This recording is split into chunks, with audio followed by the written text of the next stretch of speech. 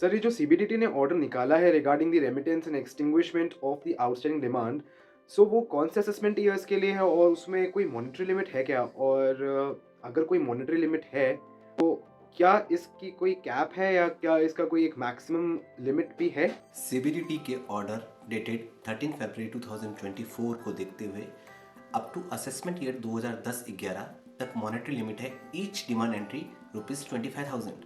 Assessment year 2011-12 से लेकर assessment year 2015-16 की बात करें तो वहाँ पर है ईच डिमांड एंट्री ₹10,000। लेकिन सारी क्यूमुलेटिव डिमांड मिलाकर भी 1 लाख रुपए की मॉनेटरी लिमिट को क्रॉस नहीं कर सकती।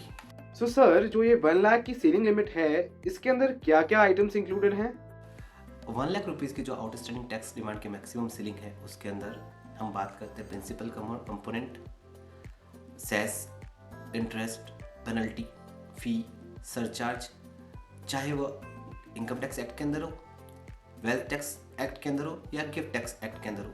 कुल मिलाकर 1 लाख रुपए तक ही मैक्सिमम सीलिंग दे रखी है, उससे ज़्यादा डिमांड एक्सटिंग्विश नहीं होगी।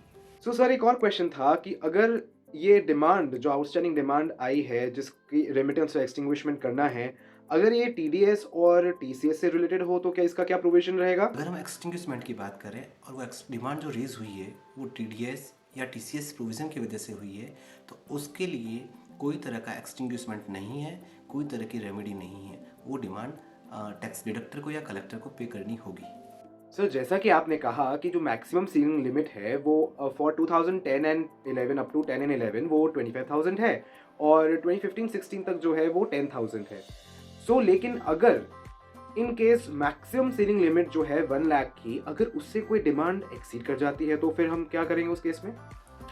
ऐसी कोई भी एंट्री जो डिमांड सीलिंग लिमिट को एक्सीड करती है या क्रॉस करती है up to assessment year 2010-11 ₹25,000 and up to assessment year 2015-16 ₹10,000। तो उस असेसमेंट ईयर में वो रेस्पेक्टिव डिमांड कंसीडर नहीं की जाएगी यदि वो ₹25,000 और ₹10,000 को एक्सीड करती है।